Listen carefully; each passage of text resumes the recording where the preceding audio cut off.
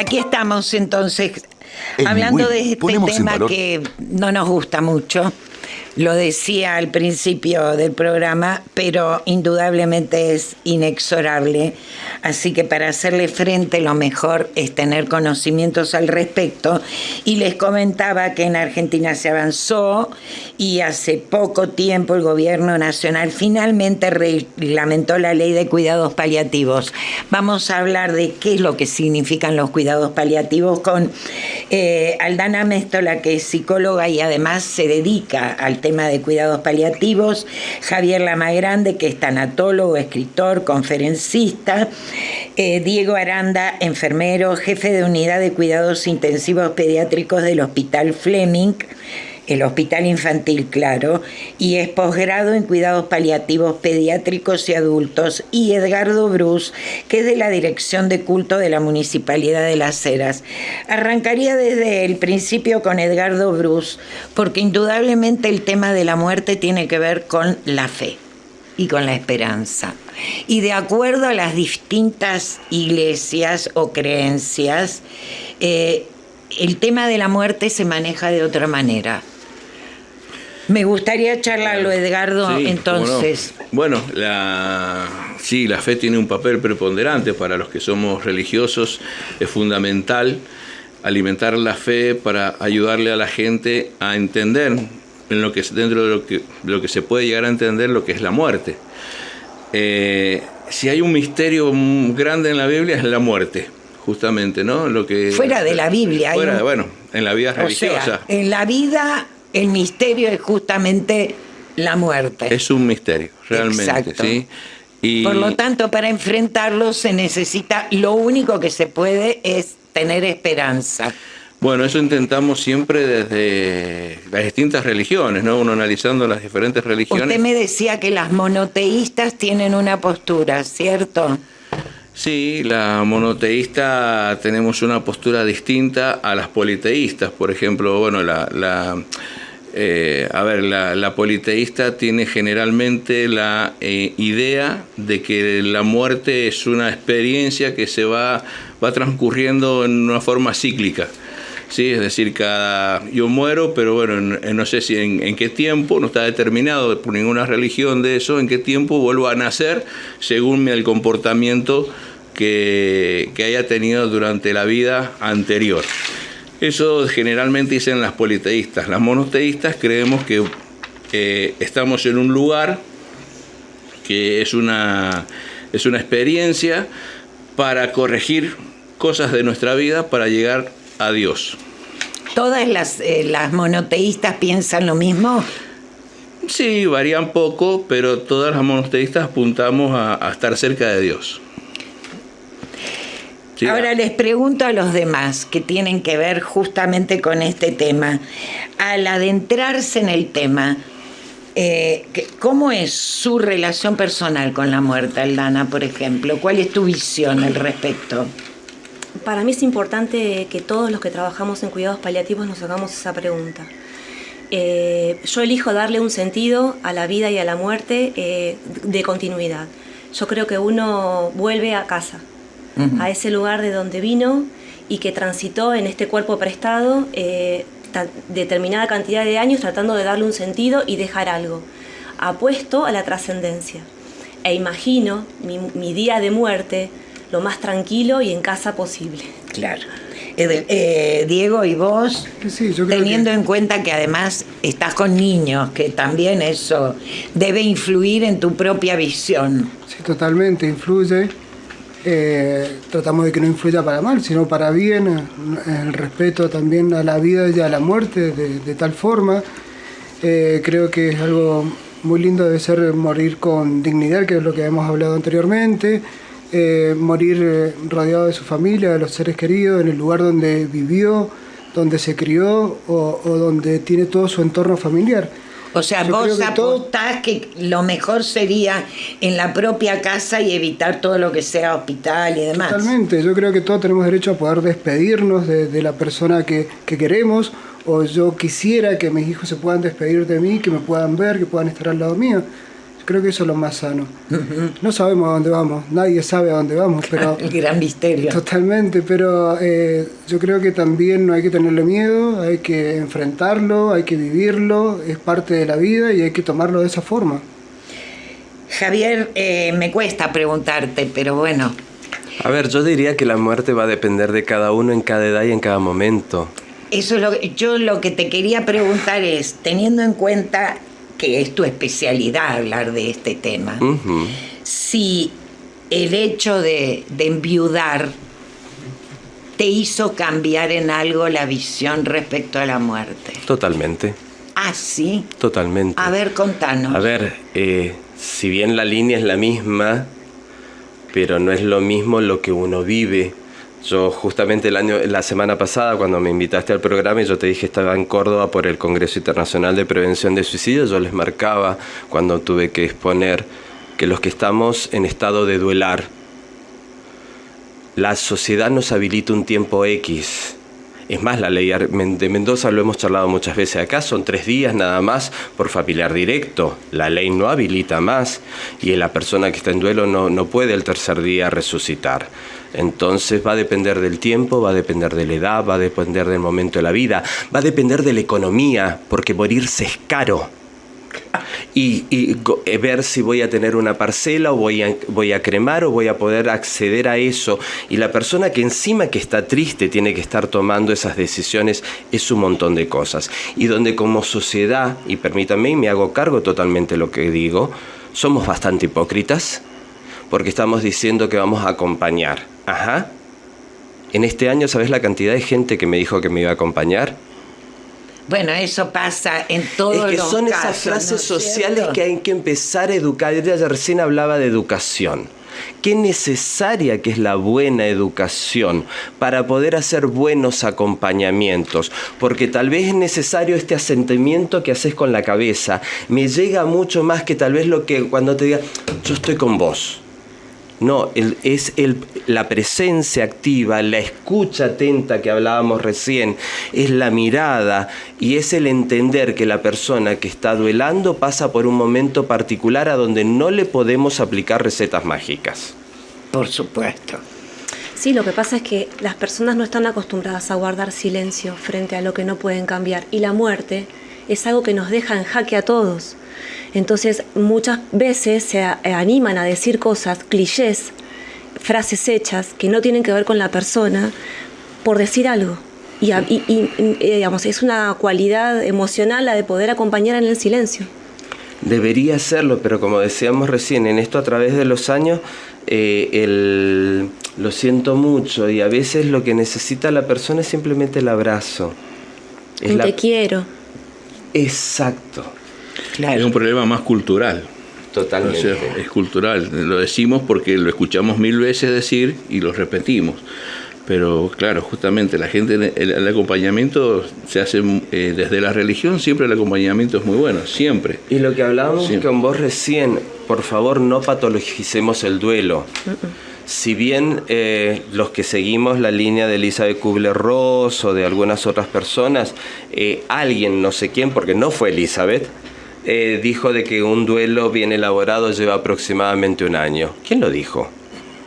Un duelo va a llevar el tiempo que necesite, donde nos vamos a estar manejando desde las emociones, no desde un reloj que nos estás marcando, dale, tenés que seguir adelante. Sigo adelante, des en cuenta, estoy siguiendo adelante. Claro. Que esté triste no quiere decir que no siga adelante. Por supuesto. Sí, lo que pasa es que esto también tiene que ver con la sociedad. Muchas situaciones se les pone un rótulo psicopatológico y se utiliza en términos coloquiales diagnósticos que tienen que ver con otras cuestiones. Que están bien los diagnósticos porque son parámetros para los médicos y los profesionales de la salud para poder manejarse en determinadas líneas y ver cuándo un duelo empieza a correrse de lo esperable y pasar a lo problemático. Y esto es un nivel de sufrimiento extra que acompaña esa pérdida.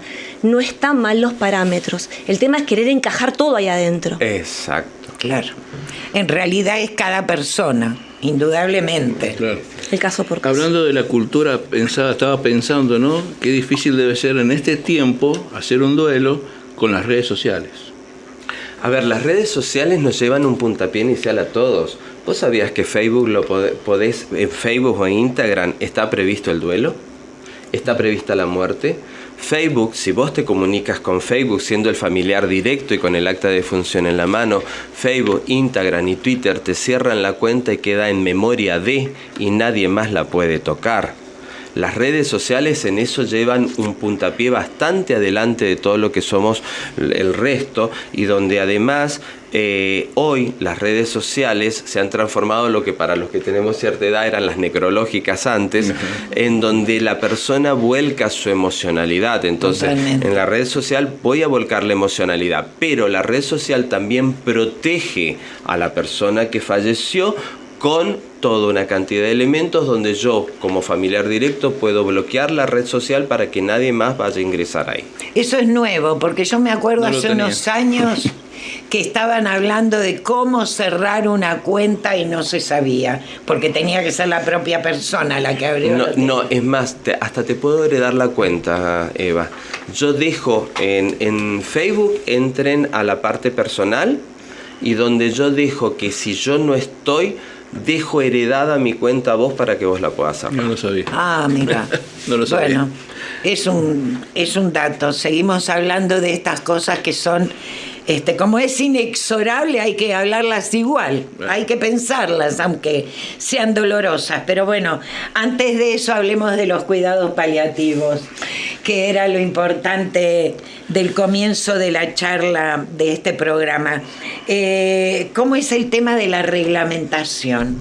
Bueno, la ley salió el año pasado, como decíamos antes, y posteriormente vino la implementación, que no tengo los detalles, tengo nada más que la ley, y es bastante abarcativa, digamos, abarca la clínica, abarca la investigación, la creación de equipos de cuidados paliativos y la estimulación para que realmente se cumpla la accesibilidad de las personas a este enfoque clínico, enfoque asistencial. Que es un derecho. Que es un derecho hoy. Claro. Es un derecho claro, realmente que es claro. Poder hablar de esto, vos decías recién que es incómodo, pero nos permite elaborar dos cosas, que es, por un lado, pensar qué es lo que queremos que hagan con nosotros cuando no podemos decidir, y esto es la adecuación del esfuerzo terapéutico, ¿no? Esto viene a cuento, justamente, que yo decía en la apertura del programa, que seguramente Silvina Luna lo había hablado con el hermano, indudablemente lo habló con el hermano, y el hermano tomó la decisión de darle una muerte digna a su hermana, y no hizo otra cosa que quitarle los soportes vitales, que eran el oxígeno, supongo, porque ella estaba en terapia intensiva y demás, y 2 horas después murió. Por lo tanto, estaba muerta en vida y se estaba sosteniendo artificialmente. Claro, lo que pasa es que ahí vamos al terreno de que qué es la vida para cada uno y qué es lo que la sostiene. Entonces, si lo que vos vas a implementar, y Diego, vos podés ampliarlo acá, lo que vas a implementar no genera un beneficio sustancial a la persona y no vas a, digamos, adelantar, entonces limitarlo permite que la naturaleza lleve adelante lo que está destinado a hacer. Digamos, lo que hubiese sido si no existieran todas las máquinas. Ahí trabajamos con las leyes de la bioética. Por supuesto. Beneficencia, no maleficencia, autonomía y estar sujeto a ley. Totalmente. Entonces, y eso es lo que engloba la alimentación del esfuerzo terapéutico, ¿sí? O sea, desde la justicia, desde la perspectiva de justicia, de no el gasto, de no usar recursos innecesariamente, de la no maleficencia, eso es lo que hablábamos recién, de no encarnarnos, de no generar un encarnamiento con la persona, de tratar de sostenerla todo lo que más se pueda, de cualquier manera. Es que antes se llamaba encarnamiento terapéutico. Exactamente. Pero justamente ese encarnamiento no es terapéutico.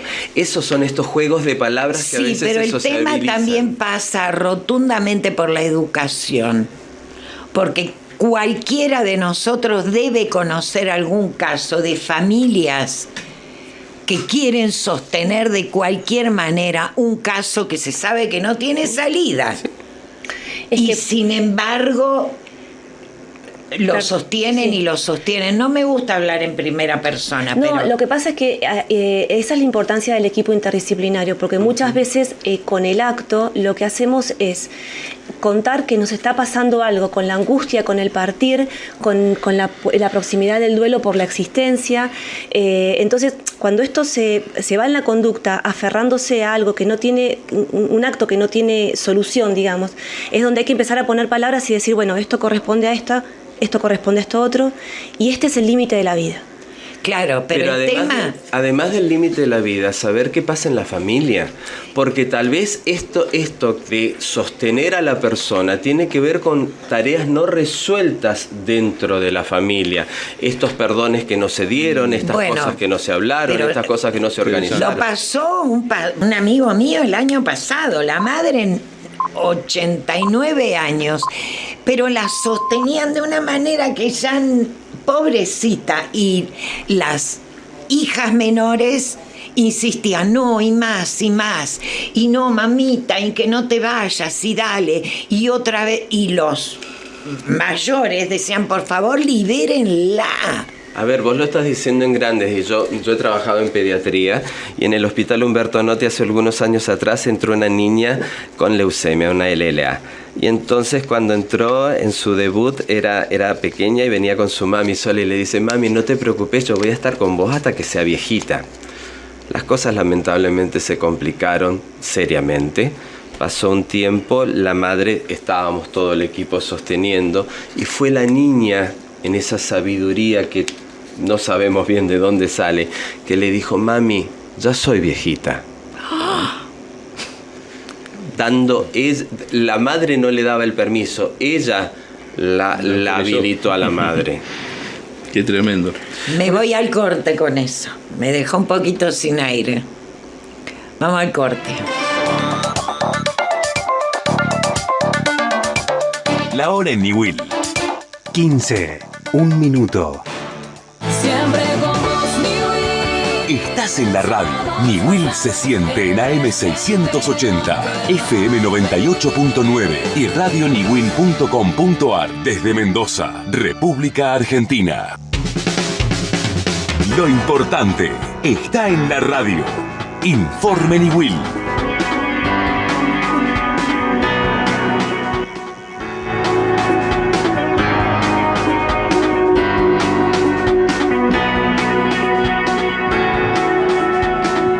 Grados 4 décimas la temperatura, la humedad 16%. El viento sonda se mantendrá durante la tarde. Desde Defensa Civil indicaron que afecta a toda la zona de Cordillera, el Gran Mendoza y el departamento de Malargüe.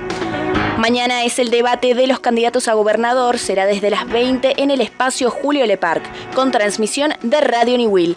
Participarán Alfredo Cornejo, de Cambia Mendoza, Omar de Marchi, de la Unión Mendocina, Omar Parisi, del Frente Elegí, Lautaro Jiménez, del Frente de Izquierda y Mario Vadillo, del Partido Verde.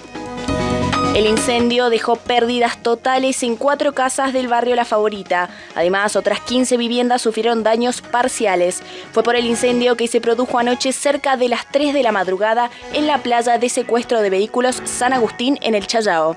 Las primeras investigaciones indican que el hecho fue intencional. Algunas de las 40 familias afectadas fueron alojadas en el gimnasio número 5 de La Favorita y otras se trasladaron a casas de familiares o vecinos. Mendoza necesita invertir en infraestructura hídrica, lo aseguró el candidato a gobernador Omar de Marchi. Además, dijo que en la provincia se habla mucho del agua, pero hace años que no se realizan mejoras. Aseguró que impermeabilizar los canales e incorporar tecnología para el riego serían acciones fundamentales. Una decidida inversión en infraestructura, y en este caso, hablando del campo, la inversión en infraestructura hídrica. Mendoza habla mucho del agua, pero la verdad es que a la hora de la verdad son mucho ruido y pocas nueces.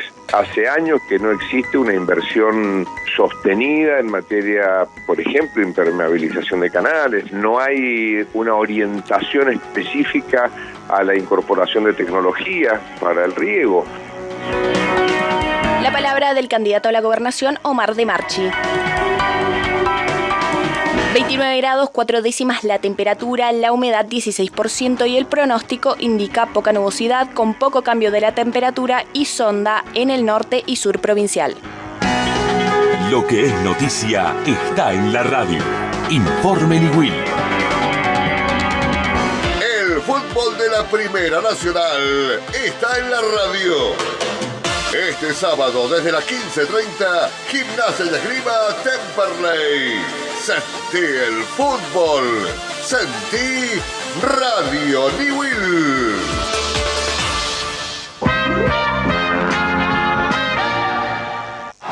Espacio contratado por el gobierno de Mendoza. ¡Cambia! ¡Cambia!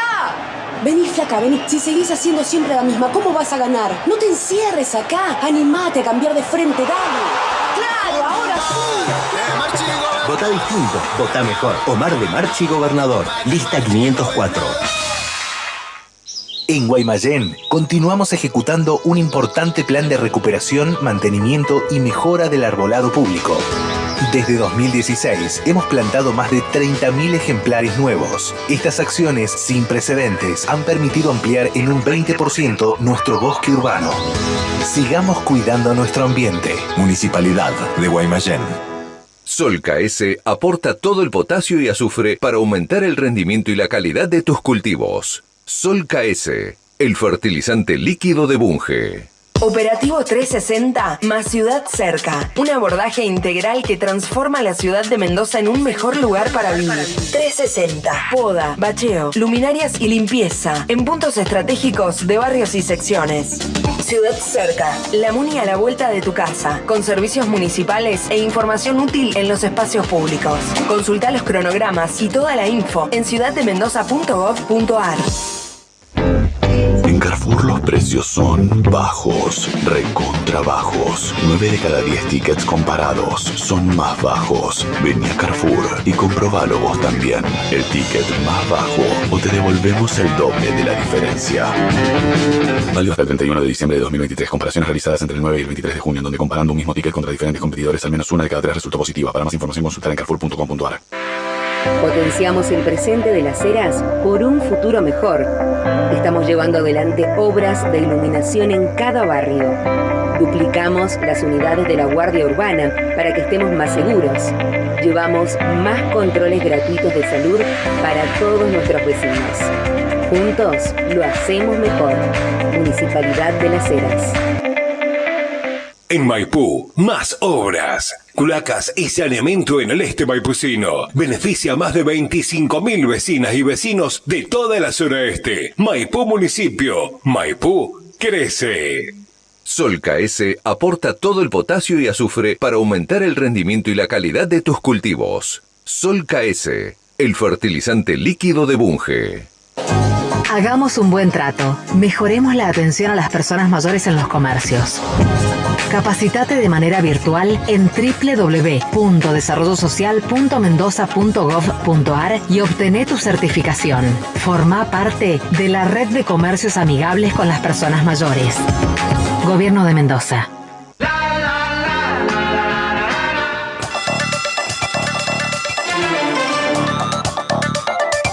Ponemos en valor la mirada femenina sobre los temas importantes. Eva Montes de Oca te propone Quórum. Aquí estamos charlando con Aldana Méstola, que es psicóloga, Javier Lamagrande, tanatólogo, que además el viernes 18:30 presenta su libro El sanador herido, justamente en primera persona, además dice el título. Lo presenta en la sala Armando Tejada Gómez del espacio Julio Lepar. El viernes próximo. Viernes 22. Perfecto. Este es el libro que Javier escribió y comenzaste a escribir 2 días antes. Este libro tiene una historia. Nosotros con mi esposo Pablo veníamos de Córdoba de un congreso. Y el día 11 de septiembre nos paramos en una estación de servicio a cargar combustible y estábamos pensando qué hacer. Él trabajaba en salud, era licenciado en enfermería igual que vos. Y entonces trabajaba con diálisis y trabajaba con enfermos en situación de terminalidad en algunos casos o situaciones complicadas. Decimos, ¿qué vamos a hacer? Entonces prendió el celular y empezamos a hablar.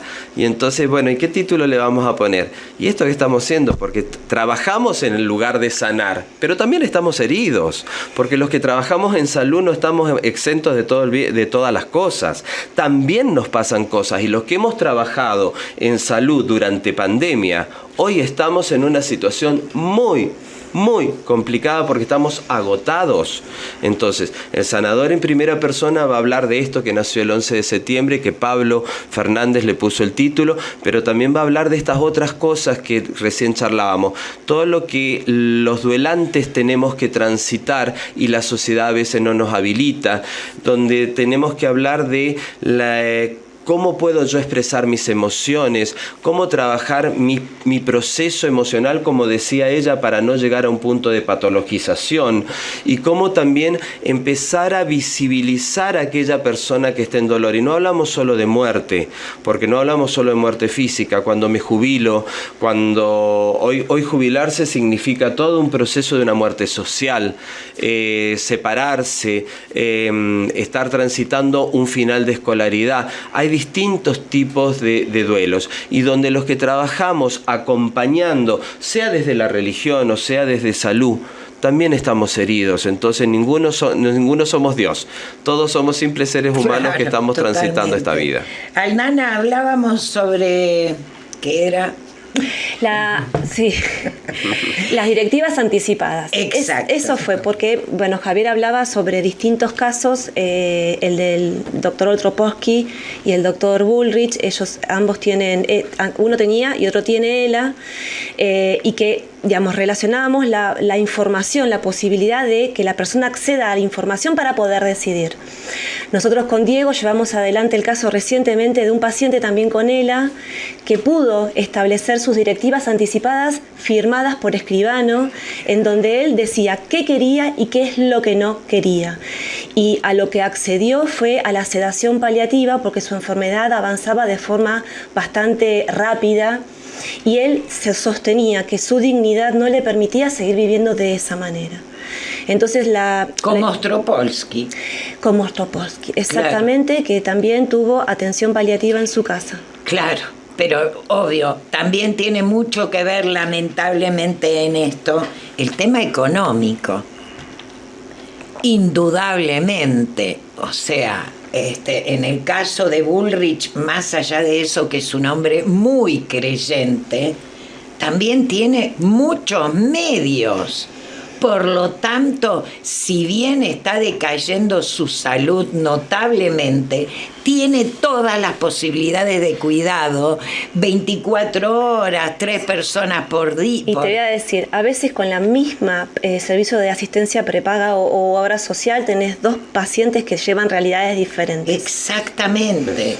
Muy doloroso. Claro, entonces no somos todos iguales en realidad. No, por eso es importante la promulgación, o sea, que la gente sepa la ley y sepan sus derechos y vayan a buscarlo en internet. Claro, pero vos hablábamos esto justamente de dejar por escrito lo que uno desea.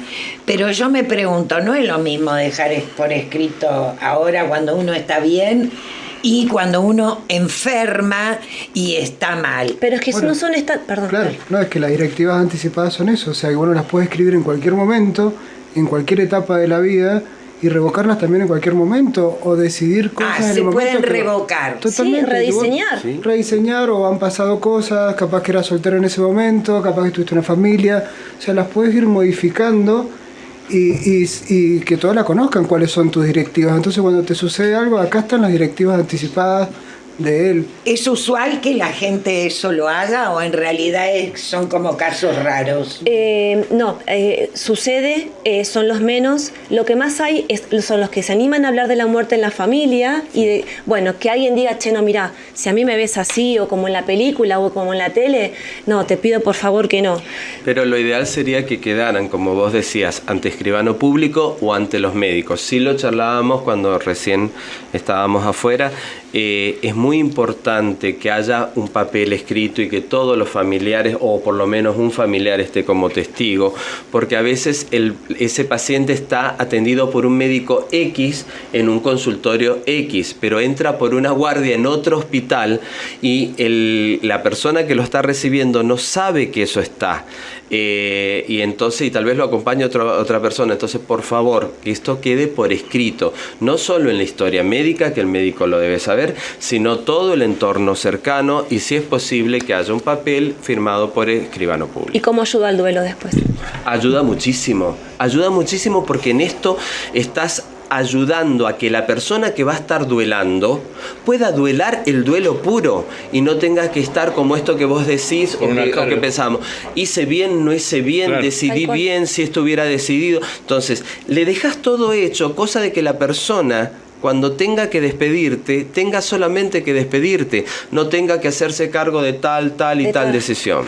Ese es la carga de la responsabilidad ya no pesa sobre esa persona, sino sobre el que tomó la decisión. Exacto. Por eso es importante que se llene un consentimiento informado en la familia, que tiene mucha validez. Ahora, en el caso de los niños, por supuesto, ellos no lo toman la decisión, ni... Bueno, ¿los padres son capaces de hacer eso? Y la parte médica puede decidir la limitación del esfuerzo terapéutico en conjunto con la familia, con los papás, de tomar la decisión de limitar el esfuerzo terapéutico. Porque debe ser durísimo, o sea, ¿cómo convences a un padre? La verdad que debe ser terrible. Bueno, ahí está todo el abordaje médico, psicólogos y todo el equipo que pueda abordar esa familia, explicarles cuáles son los beneficios, cuáles son las complicaciones que va a tener si avanza en situaciones más complejas, invasivas, y ahí se toma la decisión. Sí, hay un equipo de bioética en todas las instituciones. Sí.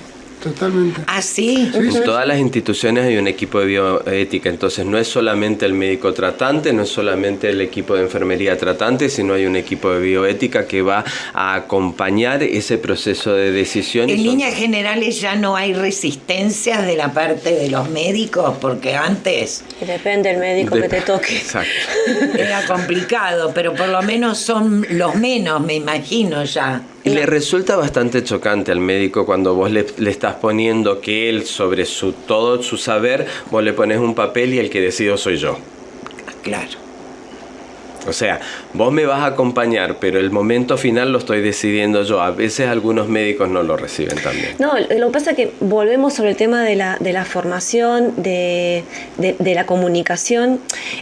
Uno no es el dueño del paciente, pero antes te hacían poseedor del cuerpo del paciente como médico, ¿no? Vos lo salvás, a vos se te muere. Bueno, ustedes saben que siempre los médicos se ha dicho que venía Dios y el médico.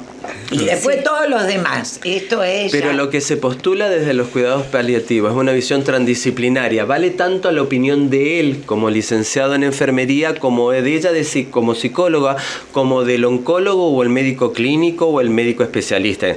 Valen todas las opiniones. Claro. Y acá trabajamos en un equipo transdisciplinario. Y horizontal. Exacto. No vertical. Claro. Digamos, no vertical en cuanto a hay alguien que comanda, o sea, si bien hay, cada uno pone su saber al servicio del paciente, pero es el paciente, es el jefe es el paciente y la familia. Digamos, ellos son los que deciden, y es la muerte del otro, por Dios, no nos podemos robar la muerte del otro. Pasa por única vez, es un momento trascendental. No podemos ahí querer ser protagonistas nosotros, que venimos de afuera y venimos a ayudar. Y donde también lo fundamental de los equipos bien formados de cuidados paliativos es que se sacan los egos. Si el paciente decide que lo que vale es lo que le dice a él o lo que le dice a ella, el resto del equipo acompaña lo que el paciente validó en uno de los profesionales, porque tal vez quiero yo tener la última palabra y no, y se la dijo a él. Claro. Y él es el que va a transmitir a todos. Eso, ahora pregunto, ¿no? No debe ser sencillo llevarlo a cabo. Una cosa es lo que estamos hablando y otra cosa en el... Mira, se puede.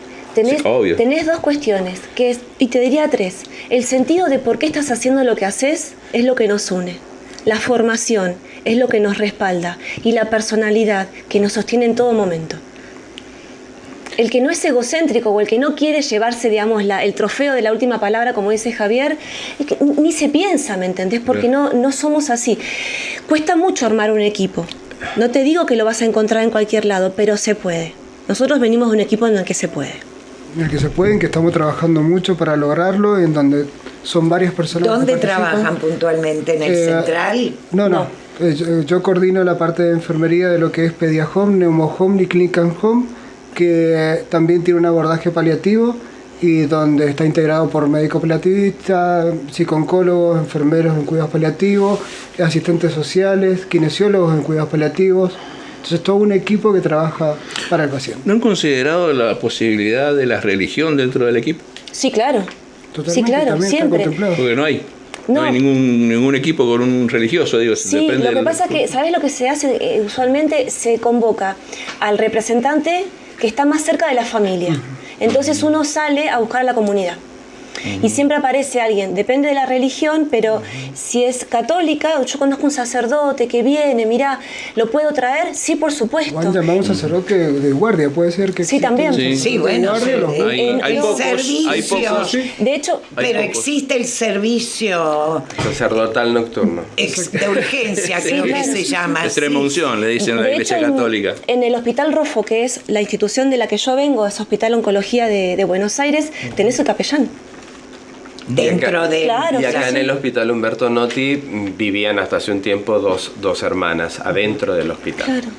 Claro, seguramente entonces ante el pedido de la familia... Sí, lo que yo le decía a él, también, como decimos, las cosas que hay, digamos las que no hay.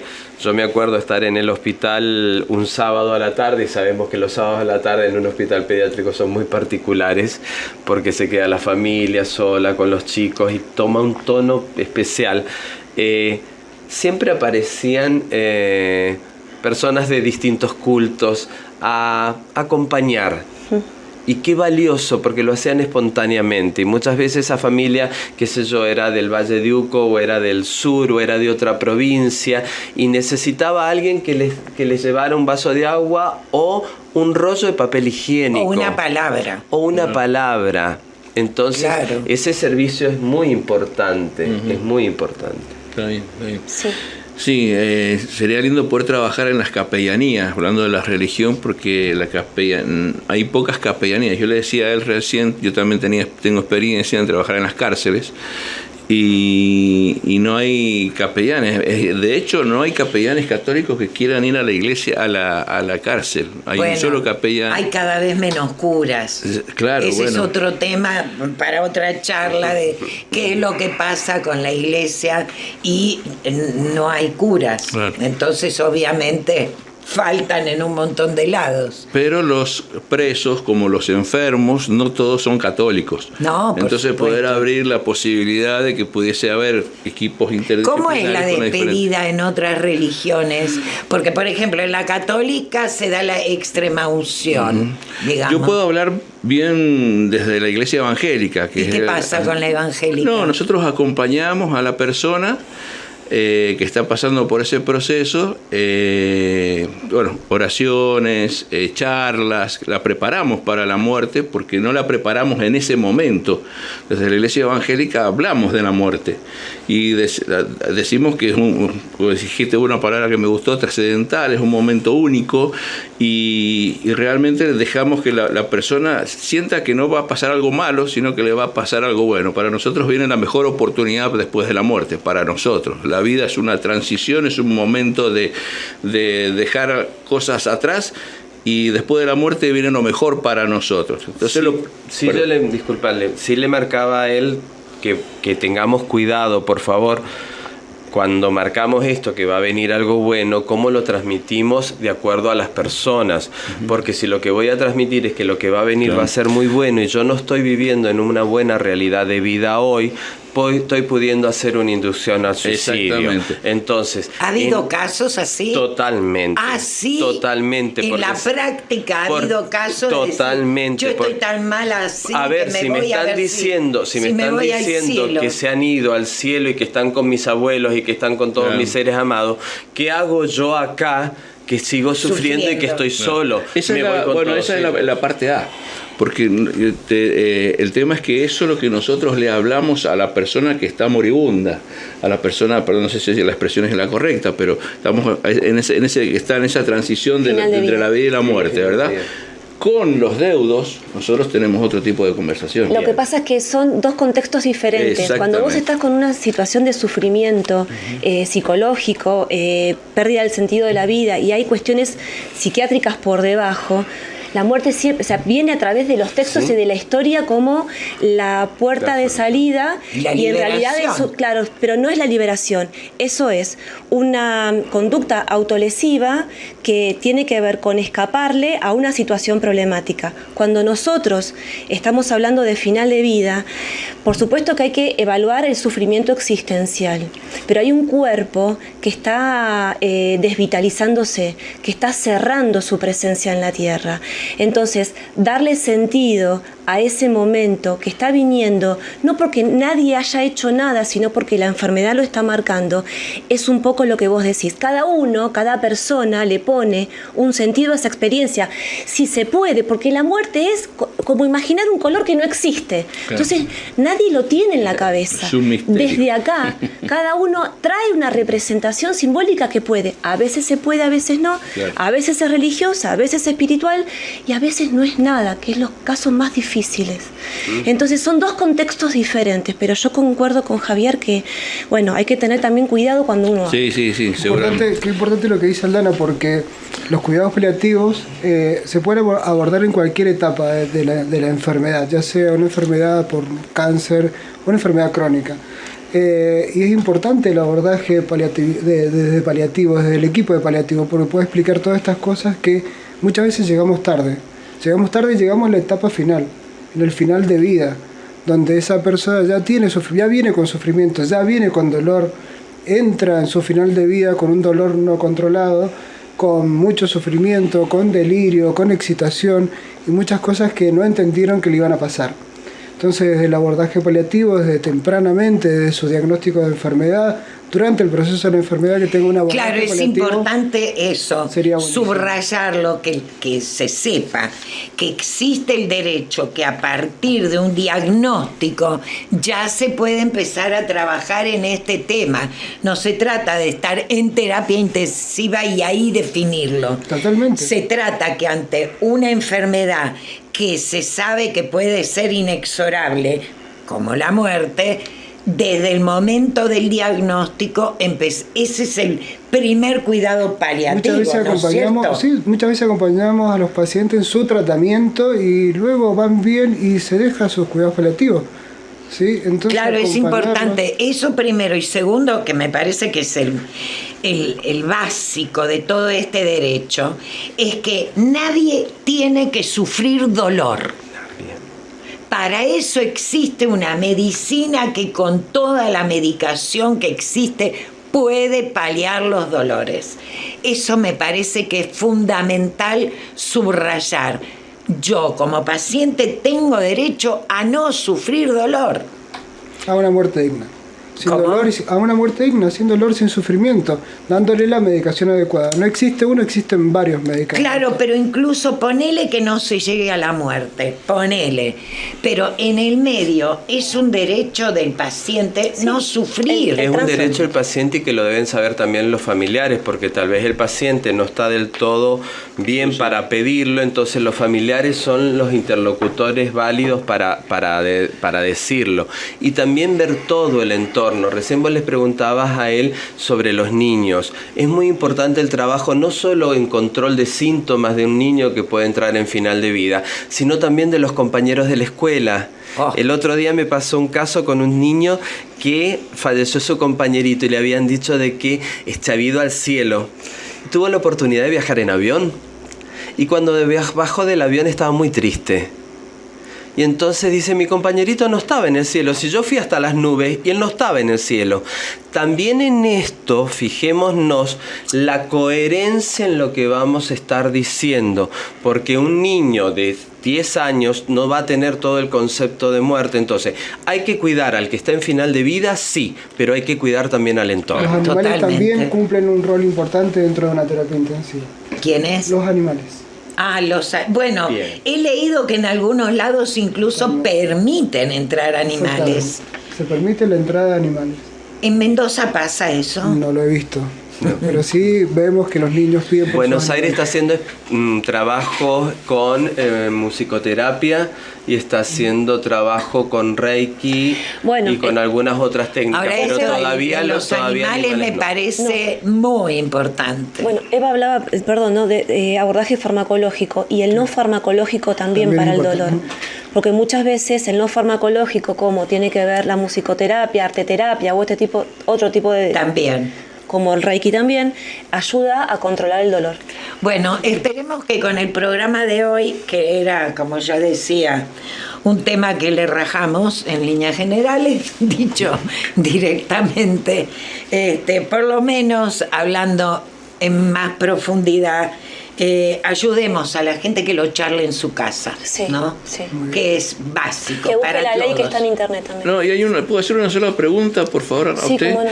En el caso de quién decide cuándo es el momento de actuar paliativamente. La persona.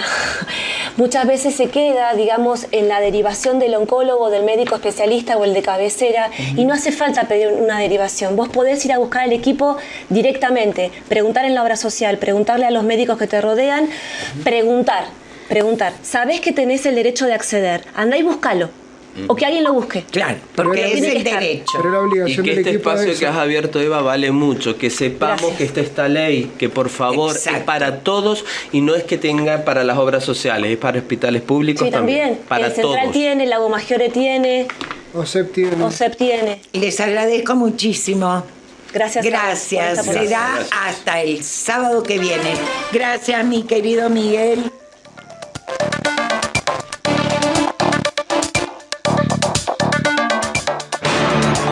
Auspiciaron Quórum, Gobierno de Mendoza, Municipalidad de Guaymallén,